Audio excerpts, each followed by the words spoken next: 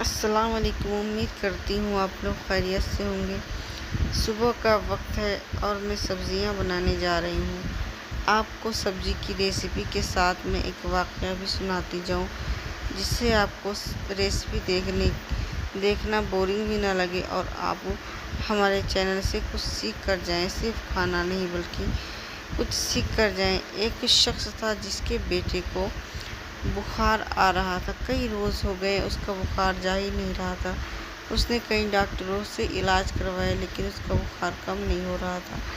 حتیٰ کہ ڈاکٹر بھی نہ بول گئے کہ اب مجھ سے یہ نہیں ہو رہا کہ میں اس کا علاج کروں، اس کو کچھ فائدہ ہی حاصل نہیں ہو رہا۔ وہ شخص بیٹھا ہوا تھا اور اسے اچانک سے حدیث یاد آئی کہ صدقہ بلاؤں کو ٹال دیتا ہے، بیماریوں کو ٹال دیتا ہے۔ وہ شخص رات کے وقت تھا، ایک دم شہر میں سناٹا چھایا ہوا تھا۔ وہ شخص اپنے گھر سے نکلا اور کوئی ضرورت مند تلاش کرتا رہا کہ کوئی ضرورت مند مل جائے، میں اسے کچھ دے دوں۔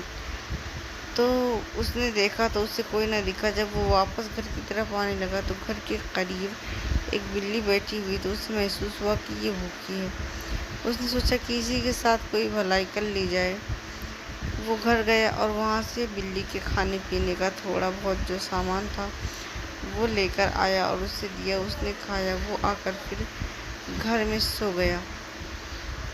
سونے کے بعد اس نے دیکھا کہ ایک کوّا اس کے بیٹے پر حملہ کر رہا ہے اور وہی بلی جس نے اس کو کھانے کو دیا تھا وہ اسے مار رہی ہے اور مار کر اسے بھگا دیا۔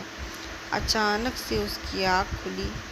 وہ بیٹے کے کمرے میں آیا تو آ کر کیا دیکھتا ہے کہ بیٹا آرام سے بیٹھ کر کھیل رہا ہے اور اسے بخار بھی نہیں ہے۔ پھر وہ اپنے کمرے میں چلا گیا۔